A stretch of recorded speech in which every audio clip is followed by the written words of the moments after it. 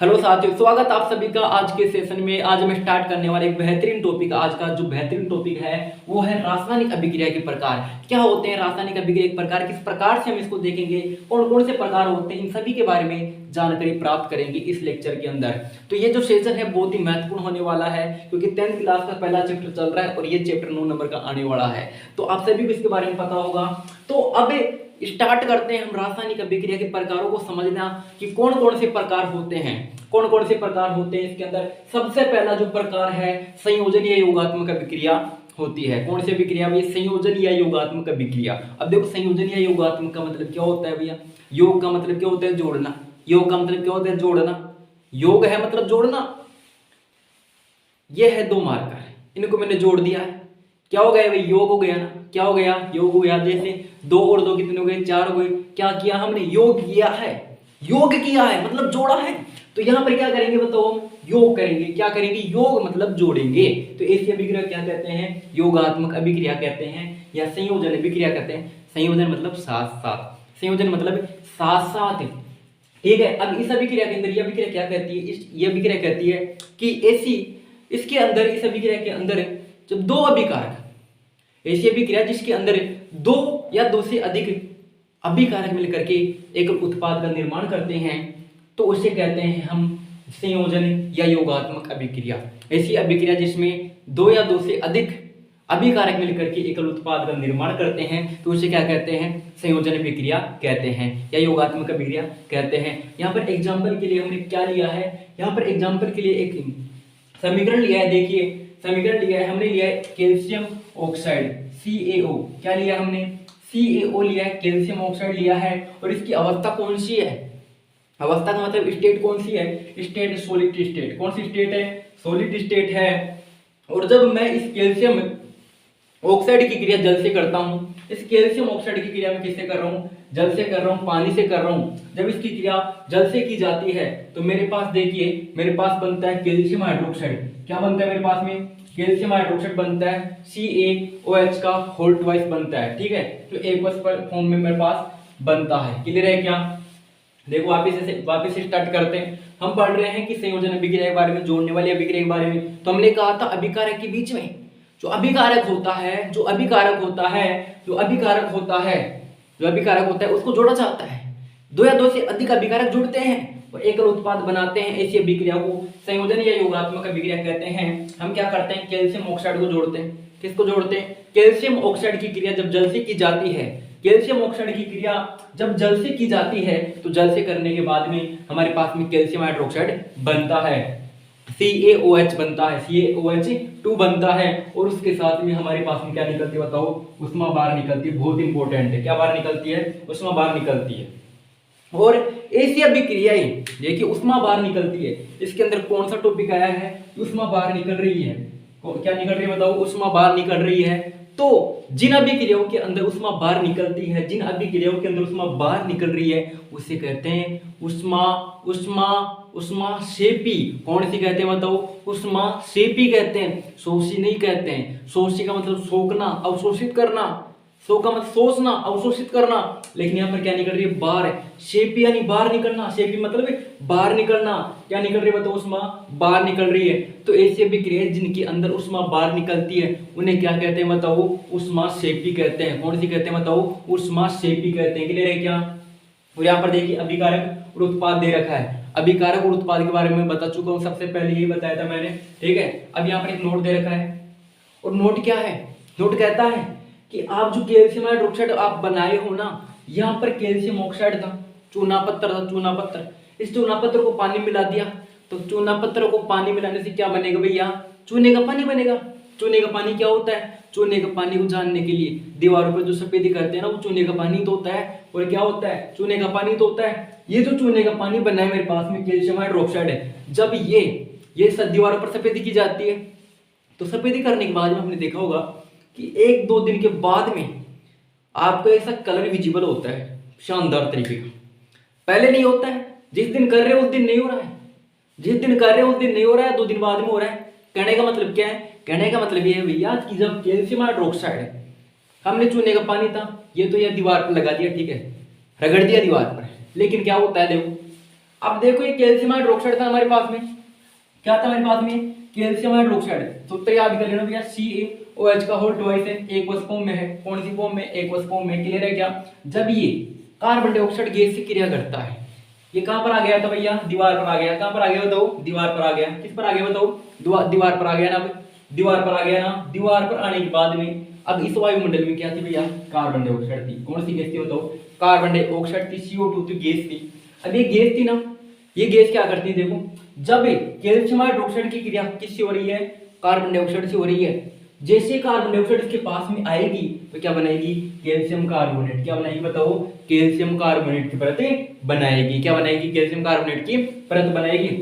और जो calcium carbonate है वो कैसा होता है, सॉलिड होता है। सर हमको नहीं पता, अब देखना भैया सॉलिड होता है। ये जो यहाँ पर पेंट किया हुआ है ये चूने का पानी तो था, अब ये सॉलिड तो है ना, कैसा है ये, सॉलिड तो है।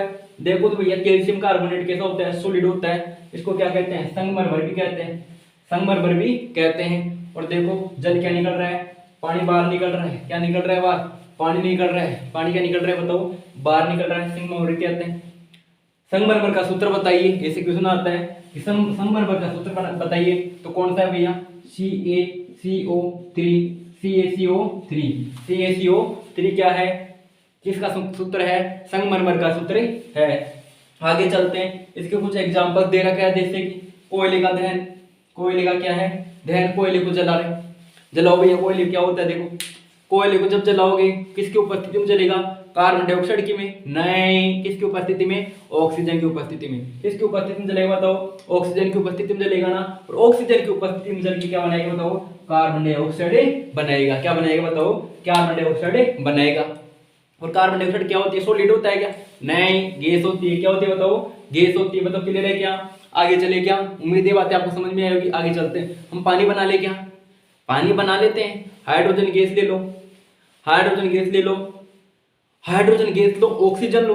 क्या लिया हमने, पहले तो हाइड्रोजन गैस ले ली, अब ले ली oxygen. Hydrogen gas oxygen, hydrogen gas oxygen, hydrogen gas oxygen, hydrogen gas oxygen, command की मिला दिया, ठीक है, पानी बन गया। बताओ क्या क्या लिया हमने, हाइड्रोजन गैस ली है। कौन सी गैस ली, हाइड्रोजन गैस। इसके साथ में क्या बनाया मेरे को, यहाँ पर ऑक्सीजन लिया। जब हाइड्रोजन गैस और ऑक्सीजन मिल जाती है तो क्या बन जाता है बताओ, जल। क्या बन जाता है, जल बन जाता है। किसका निर्माण हो जाता है, जल का। और ये जो जल का निर्माण हो रहा है ये किसका उदाहरण है, संयोजन अभिक्रिया का या योगात्मक अभिक्रिया का उदाहरण है। तो हमने कितने उदाहरण देखे बताओ, 1 2 3, तीन उदाहरण देख लिए। कौन सी अभिक्रिया के, संयोजन या योगात्मक अभिक्रिया के तीन उदाहरण हमने देखे हैं। बताओ क्लियर है कि नहीं है, उम्मीद है बातें आपको समझ में आएगी। इसकी बात करते हैं वापिस एक बार उष्मा की। ऐसी अभिक्रिया जिनके अंदर उष्मा बाहर निकलती है उन्हें उष्माक्षेपी अभिक्रिया कहते हैं। कौन सी अभिक्रिया कहते हैं, उष्माक्षेपी अभिक्रिया कहते हैं। तो ये जो योगात्मक अभिक्रिया को उदाहरण मैंने दिया है, ये कैसी अभिक्रिया भैया, उष्माक्षेपी अभिक्रिया। कैसी अभिक्रिया है, उष्माक्षेपी। अब आगे चलते हैं, उष्माक्षेपी और उष्माशोषी के बारे में जान लेते हैं एक बार विस्तार से कि उष्माक्षेपी और उष्मा किसके बारे में पढ़ने वाले बताओ, उष्माक्षेपी रासायनिक अभिक्रिया। उष्माक्षेपी रासायनिक अभिक्रिया क्या होती है इसके बारे में पढ़ना स्टार्ट करते हैं। उष्माक्षेपी का मतलब बताया मैंने, उष्माक्षेपी का मतलब ये बताया मैंने कि किसी रासायनिक अभिक्रिया में अगर उष्मा का बाहर निकल रही, उष्मा बाहर निकल रही है तो उसे कौन सी अभिक्रिया कहते हैं, उष्माक्षेपी रासायनिक अभिक्रिया कहते हैं। कौन सी अभिक्रिया कहते हैं बताओ, उष्माक्षेपी रासायनिक अभिक्रिया कहते हैं। वही समीकरण मैंने फिर से ले लिया, वही समीकरण लिया। देखो यहाँ पर calcium oxide, sorry calcium, sorry यहाँ पर कैल्शियम ऑक्साइड था, कार्बोनेट लिख दिया मैंने, calcium oxide. Calcium oxide, calcium oxide की क्रिया जब जल से करते हैं, किससे कर रहा हूं बताओ, कैल्शियम ऑक्साइड की क्रिया जब जल से कर रहा हूं लिक्विड फॉर्म में, ठीक है, जल तो लिक्विड फॉर्म में होता है, तब जल से क्रिया करने पर क्या बनता है मेरे पास में, चूने का पानी बनता है। अरे भाई चूने का जो पत्थर है, जो चूना पत्थर उसको किस में डाला, पानी में डाला, तो क्या बनेगा, चूने का पानी। चूने के पानी को नाम क्या देते हैं, कैल्शियम हाइड्रोक्साइड। क्या नाम देते हैं, कैल्शियम हाइड्रोक्साइड। और उसमें क्या निकल रही बात, हमारा मेन टारगेट क्या था, उष्माक्षेपी अभिक्रिया जानना था। वे अभिक्रियाएं जिनमें उष्मा बाहर निकल रही है, उष्मा बाहर निकल रही है, उसे क्या कह रहे हैं, उष्माक्षेपी रासायनिक अभिक्रिया कह रहे हैं। क्या कह रहे हैं बताओ, उष्माक्षेपी रासायनिक अभिक्रिया कह रहे हैं। इसके अंदर देखिए, इसके अंदर उष्माक्षेपी रासायनिक अभिक्रिया कह रहे हैं, ठीक है। अब देखो इसके अंदर एक एग्जांपल दिया गया है, बहुत ही बेहतरीन एग्जांपल है। एग्जांपल कुछ इस प्रकार से, जैसे कि यहाँ पर दे रखा है प्राकृतिक गैस का दहन। क्या दे रखा है बताओ, प्राकृतिक गैस का दहन दे रखा है। तो देखो प्राकृतिक गैस क्या होती है, मीथेन जानते हो, मीथेन, मीथेन मतलब CH4,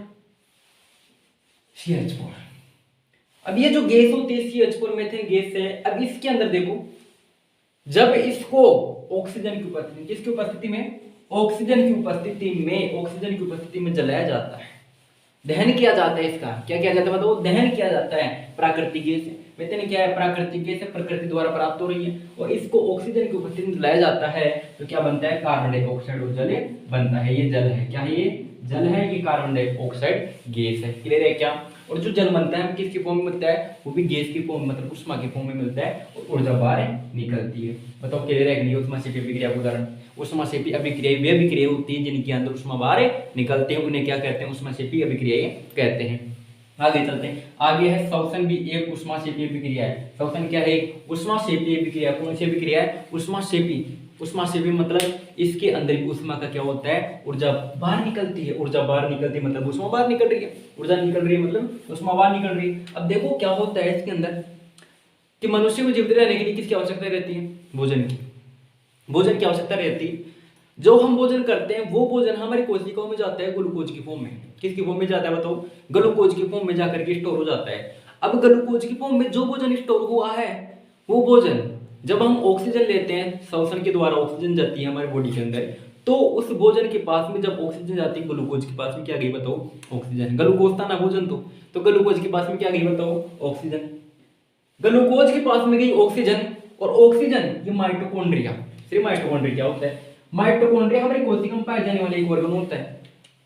ये कोशिका के अंदर था ग्लूकोज, यहाँ पर पहुंच गया ऑक्सीजन, और यहाँ पर पहले से उपस्थित क्या है, माइटोकॉन्ड्रिया। माइटोकॉन्ड्रिया कोशिका में पाए जाने वाला एक ऑर्गन होता है। इस ऑर्गन के द्वारा, इस ऑर्गन की सहायता से इसको तोड़ दिया जाता है। किसको तोड़ दिया जाता है, ग्लूकोज को। ग्लूकोज को तोड़ दिया जाता है, किस में तोड़ा जाता है, कार्बन डाइऑक्साइड में तोड़ा जाता है, जल में तोड़ा जाता है, और ऊर्जा बाहर निकलती है, ऊर्जा बाहर निकलती है। कार्बन डाइऑक्साइड में, जल में, और ऊर्जा बाहर निकलती है। इसके अंदर श्वसन भी उष्माक्षेपी अभिक्रिया है। इस वजह से क्या है बताओ, उष्माक्षेपी अभिक्रिया, क्योंकि ऊर्जा क्या निकल रही है बताओ, बाहर निकल रही है। ऊर्जा क्या निकल रही है, बाहर निकल रही है, इस वजह से क्या कह रहे हैं, उष्माक्षेपी रासायनिक अभिक्रिया कह रहे हैं।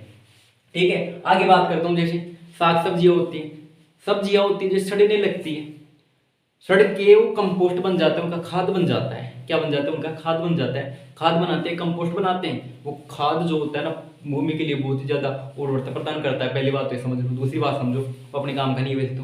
लेकिन अब देखो, वो कंपोस्ट जो होता है, जो खाद में बदल रहा है, वो किस प्रक्रिया के द्वारा बदल रहा है, उष्माक्षेपी अभिक्रिया हो रही है। कौन सी अभिक्रिया, उष्माक्षेपी हो रही है। मतलब कैसे हो रही है, उष्माक्षेपी अभिक्रिया कैसी होती है उसके अंदर कि जब वो उसके अंदर कन्वर्ट होता है तो उसके अंदर ऊर्जा बाहर निकलती है, उष्मा बाहर निकलती है, उष्मा बाहर निकल रही है। इस वजह से क्या कहते हैं, उष्माक्षेपी रासायनिक अभिक्रिया कहते हैं। उसके बदलने की जो प्रक्रिया होती है वो कौन सी प्रक्रिया के द्वारा बदलती है, उष्माक्षेपी रासायनिक अभिक्रिया के द्वारा बदलती है। और एक ग्लूकोज के अणु से 38 एटीपी ऊर्जा प्राप्त होती है। कितनी एटीपी, 38 एटीपी। एक ग्लूकोज का जो अणु होता है, एक ग्लूकोज का अणु, वो छोटा टुकड़ा, उससे कितने एटीपी मिल रही है, 38 एटीपी मिल रही है। अब देखो, यहाँ पर घबराने की आवश्यकता नहीं है। जो भी नोट्स मैंने यहाँ पर लिखे हैं, जो भी लिखा है मैंने, इससे भी ज्यादा डिटेल के अंदर मैं आपको पीडीएफ में प्रोवाइड करवाने वाला हूँ, तो घबराने की आवश्यकता बिल्कुल भी नहीं है। ठीक है, तो अब हम पढ़ने वाले हैं किसके बारे में, अब हम पढ़ेंगे संयोजन के बारे में। पढ़ लिया ना, वियोजन के बारे में पढ़ लेते हैं। मतलब अरे जोड़ने के बारे में पढ़ लिया, दूर करने के बारे में पढ़ लो भैया। दूर भी करना है, जोड़ना है तो दूर भी तो करना ही पड़ेगा ना। तो दूर करने वाले के बारे में बात पढ़ लेते हैं। उसका नाम है वियोजन। क्या है, वियोजन अभिक्रिया। कौन सी अभिक्रिया, वियोजन अभिक्रिया के बारे में हम अब पढ़ने वाले वियोजन या विघटन अभिक्रिया के बारे में। वियोजन या विघटन अभिक्रिया मतलब डीकंपोजिशन रिएक्शन। मतलब क्या कर रही है ये कौन सी अभिक्रिया है। हमने कौन सी अभिक्रिया पढ़ी थोड़ी देर पहले, हमने पढ़ी थी किसके बारे में पढ़ा था बताओ, संयोजन अभिक्रिया के बारे में। किसके बारे में, संयोजन अभिक्रिया के बारे में। संयोजन मतलब योगात्मक, संयोजन या योगात्मक अभिक्रिया। संयोजन या योगात्मक मतलब साथ साथ। बताओ कैसे, साथ साथ। कौन सी अभिक्रिया है, साथ साथ रहने वाली अभिक्रिया है। मतलब उसके अंदर दो अभिकारक मिलकर के एक उत्पाद का निर्माण कर रहे थे। दो अभिकारक मिलकर के उत्पाद का निर्माण कर रहे थे। कितने उत्पाद का, एक उत्पाद का निर्माण कर रहे थे। तो ऐसी अभिक्रिया को हमने क्या कहा था बताओ, ऐसी अभिक्रिया को कहा था मैंने संयोजन या योगात्मक अभिक्रिया। दूसरी रिएक्शन हमारी वियोजन या विघटन अभिक्रिया। वियोजन या विघटन अभिक्रिया डिकम्पोजिशन रिएक्शन कहते हैं। इसके अंदर देखो क्या होता है, डिकम्पोजिशन का मतलब समझ में आ रहा है आपको, डिकम्पोज हो रहा है मतलब टूट रहा है। टूटेगा कौन, टूटेगा कौन। अब देखो यहाँ पर टूटेगा कौन, यहाँ पर टूटेगा जो फेरस सल्फेट है FeSO4, जो फेरस सल्फेट है, फेरस सल्फेट जो होता है अभिकारक है। तीर के निशान के जो पीछे होता है वो क्या होता है, अभिकारक होता है। और ये जो अभिकारक होता है, ये जो अभिकारक होता है उष्मा की उपस्थिति में, बताओ किसकी उपस्थिति में, उष्मा की उपस्थिति में, मोस्ट इंपोर्टेंट है, किसकी उपस्थिति में, उष्मा की उपस्थिति में टूट करके अब क्या बनाता है, फेरिक ऑक्साइड और सल्फर डाइऑक्साइड और सल्फर ट्राइऑक्साइड का निर्माण करता है। देखिए यहाँ पर फेरिक ऑक्साइड बनाएगा सबसे पहले, फिर बनाएगा सल्फर डाइऑक्साइड और फिर बनाता है सल्फर ट्राइऑक्साइड। कौन बनाता है बताओ मुझे, कौन बनाता है, कौन बनाता है, फेरस सल्फेट बनाता है। मतलब बात क्लियर है क्या। तो इस प्रकार की अभिक्रिया जिसके अंदर एक अभिकारक टूट करके दो या दो से अधिक उत्पाद बनाता है, तो ऐसी अभिक्रिया क्या कहते हैं बताओ, वियोजन अभिक्रिया या विघटन अभिक्रिया कहते हैं, टूटने वाली अभिक्रिया कहते हैं। कैसी अभिक्रिया कहते हैं, टूटने वाली अभिक्रिया कहते हैं। मतलब क्लियर है नहीं है, आगे चलते हैं। अब देखो इसके अंदर क्या पढ़ रहे, उष्माशोषी। अभी हमने कौन सी पढ़ी थी, कौन सी पढ़ी बताओ, संयोजन अभिक्रिया। कौन सी पढ़ी थी, संयोजन के अंदर कौन सा पढ़ा था, उष्माक्षेपी। कौन सी पढ़ी थी, उष्माक्षेपी। उसके अंदर उष्मा क्या निकल रही थी, बाहर निकल रही थी। इसके अंदर उष्मा आ रही है मतलब शोषी मतलब सोखना, शोषी मतलब सोखना, अवशोषित करना, अवशोषित करना। शो के मतलब क्या हो गया, शोषी मतलब सोखना मतलब अवशोषित करना। देखिए एक ऐसी अभिक्रिया होती है जो उष्मा क्या करती है बताओ, अवशोषित कर रही है। क्या कर रही है, अवशोषित। यहाँ पर देखो अवशोषित हो रही है ना, वहां पर क्या पढ़ा था हमने लास्ट में लगाया था प्लस लगा के उष्मा लगाया था ना। अभी लगाया हमने क्या लगाया था, प्लस लगा के उष्मा लगाया था। यहाँ पर क्या कर रहे हैं, यहाँ पर क्या कर रहे हैं, यहाँ पर क्या कर रहे हैं, वहां पर उष्मा दे रहे हैं मतलब कंज्यूम कर रहे हैं। भैया उष्मा दे दे, उष्मा दे दे, उष्मा दे दे। क्यों दे दे भैया, क्योंकि लेड नाइट्रेट को तोड़ना है, लेड नाइट्रेट को तोड़ना है। तोड़ करके क्या बनेगा, लेड ऑक्साइड बनेगा, नाइट्रोजन डाइऑक्साइड बनेगा, लेड ऑक्साइड बनेगा, नाइट्रोजन डाइऑक्साइड बनेगा। इस वजह से इसको क्या करना है, तोड़ना है, ब्रेक करना है, ब्रेक करना है। इस वजह से क्या करना है भैया, मेरे को उष्मा चाहिए, क्या चाहिए, उष्मा चाहिए, उष्मा चाहिए। इस वजह से इसको क्या कह रहा हूँ, उष्मा शोषी अभिक्रिया कह रहा हूँ। किसे अभिक्रिया, उष्मा शोषी। इसको उष्मा चाहिए, उष्मा चाहिए, बाहर नहीं निकालेगी। जो बाहर निकालती है वो तो उष्मा क्षेपी होती है, और जो अवशोषित करती है, सोखती है, उष्मा शोषी होती है। कौन सी होती है बताओ, उष्मा शोषी होती है। उम्मीद ये बातें आपको समझ में आई होगी। लेड नाइट्रेट को जब उष्मा की उपस्थिति में तोड़ा जाता है तो लेड ऑक्साइड और नाइट्रोजन डाइऑक्साइड बनता है। देखो कह रहा है इस अभिक्रिया में भूरे रंग का धुआं, कौन सा रंग का बताओ, भूरे रंग का धुआं उत्सर्जित होता है। और जो भूरे रंग का धुआं उत्सर्जित होता है ना, होता है नाइट्रोजन डाइऑक्साइड, नाइट्रोजन डाइऑक्साइड। ये आगे की जो लाइन है आपको नोट्स में लिखी हुई मिल जाएगी। नोट्स कहाँ मिलेंगे आप सभी को पता होगा। जल का विद्युत अपघटन, जल का विद्युत अपघटन। देखो उष्मा क्षेपी अभिक्रिया हम कंप्लीट करेंगे, उष्मा शोषी हमने कंप्लीट कर ली, संयोजन वियोजन हमने कंप्लीट कर ली है। अब पढ़ने वाले हैं जल का विद्युत अपघटन। अभी जल का जो विद्युत अपघटन है इसके अंदर एक चित्र भी है, चित्र भी है जो आपको नोट्स में दिया जाएगा। जल का जो विद्युत अपघटन है उसके अंदर एक चित्र भी है जो आपको नोट्स में दिया जाएगा, बहुत महत्वपूर्ण है, बहुत क्या है, महत्वपूर्ण है। अब देखो जल का विद्युत अपघटन क्या करते हैं, जल को तोड़ दो भैया, क्या कर रहे हैं, जल को तोड़ रहे हैं। जल के अंदर धारा प्रवाहित की, जल के अंदर क्या प्रवाहित कर रहे हैं, धारा, अरे इलेक्ट्रिसिटी प्रवाहित कर रहे हैं, धारा प्रवाहित कर रहे हैं। देखो इसको इलेक्ट्रिक करंट देने पर क्या होता है, हाइड्रोजन बनता है और ऑक्सीजन बनता है। क्या बनता है बताओ, हाइड्रोजन और ऑक्सीजन। तो मतलब जल को क्या कर दिया हमने, तोड़ दिया। और जल के तोड़ने की जो प्रक्रिया होती है उसे क्या कहते हैं, जल का विद्युत अपघटन। क्या कहते हैं बताओ, जल का विद्युत अपघटन। जल मतलब जल होता है ना, विद्युत मतलब विद्युत के द्वारा अपघटन। जल का विद्युत के द्वारा क्या होता है, अपघटन। जल का ये जल है ना, इसका विद्युत के द्वारा क्या हो रहा है, अपघटन, टूट रहा है। इस प्रकार की अभिक्रिया आपको समझ में आई या नहीं आई, जल का विद्युत अपघटन आपको समझ में आया या नहीं आया। तो अब पढ़ने वाले क्या है, अब इसके बारे में पढ़ लिया। दो बार अभिक्रिया हो चुकी है, एक संयोजन एक वियोजन। अब तीसरे अभिक्रिया के बारे में आगे। अब दूसरी अभिक्रिया स्टार्ट करने से पहले हमने थोड़ा सा टॉपिक और ले लिया है। यहाँ पर टॉपिक क्या है, अभी टॉपिक इसका चल रहा है, ये अभी उसी अभिक्रिया का थोड़ा टॉपिक रह गया था, तो इसके बारे में आपको बता देता हूं मैं। यहाँ पर देखिए कह रहा है सूर्य के प्रकाश द्वारा वियोजन। वियोजन का मतलब तो जानते हो ना, वियोजन वाली अभिक्रिया हमने देखी, विघटन वाली, तोड़ने वाली अभिक्रिया के बारे में बात कर रहा है। तो वियोजन का मतलब वही है, और उसी अभिक्रिया का थोड़ा सा टॉपिक है ये। और देख कह रहा है कि सूर्य के प्रकाश के द्वारा, सूर्य का प्रकाश जानते हो, सूर्य प्रकाश जानते हो, ठीक है, द्वारा वियोजन, वियोजन मतलब तोड़ना। सूर्य के प्रकाश के द्वारा किसको तोड़ा जा रहा है, सिल्वर सिल्वर क्लोराइड को तोड़ा जाता है, जिसका सूत्र होता है AgCl। AgCl होता है सॉलिड स्टेट में होता है, और इसको सिल्वर क्लोराइड को क्या करा जा रहा है, तोड़ा जा रहा है किसके द्वारा, सूर्य के प्रकाश द्वारा। किसके द्वारा तोड़ा जा रहा है, सूर्य के प्रकाश के द्वारा तोड़ा जा रहा है, और मेरे पास क्या बनता है, सिल्वर बनता है और क्लोरीन बनता है। तो क्लियर के बाद आगे चलते हैं। आगे इसी प्रकार से सूर्य के प्रकाश के द्वारा सिल्वर ब्रोमाइड को तोड़ा जा रहा है। किसको तोड़ा जा रहा है, सिल्वर ब्रोमाइड को। और सिल्वर ब्रोमाइड को जब प्रकाश की उपस्थिति में तोड़ते हैं, जब प्रकाश की उपस्थिति में तोड़ा जाता है तो क्या बनता है, सिल्वर प्लस ब्रोमाइड बनता है। बताओ क्लियर है कि नहीं। आगे टॉपिक क्या था हमारा, आगे टॉपिक हमारा उष्मा का अवशोषण। उष्मा का अवशोषण, उष्मा अवशोषित किस प्रकार से होती है, कौन कौन सी विधियां है, कौन कौन से प्रकार है। जैसे प्रकाश के द्वारा, प्रकाश के रूप में उष्मा अवशोषित हो रही है, विद्युत के रूप में उष्मा अवशोषित हो रही है, और उष्मा के रूप में उष्मा क्या हो रही है, अवशोषित हो रही है। तो तीन प्रकार से उष्मा अवशोषित होती है, तीन प्रकार से उष्मा क्या होती है, अवशोषित होती है। यहाँ तक हमने पढ़ लिया है। और हमने कौन कौन से अभिक्रिया पढ़ ली है, हमने पढ़ ली है संयोजन और वियोजन अभिक्रिया। अब हमारी जो अभिक्रिया चलने वाली है वह द्विविस्थापन अभिक्रिया। कौन सी अभिक्रिया है, द्विविस्थापन अभिक्रिया के बारे में पढ़ने वाले हैं।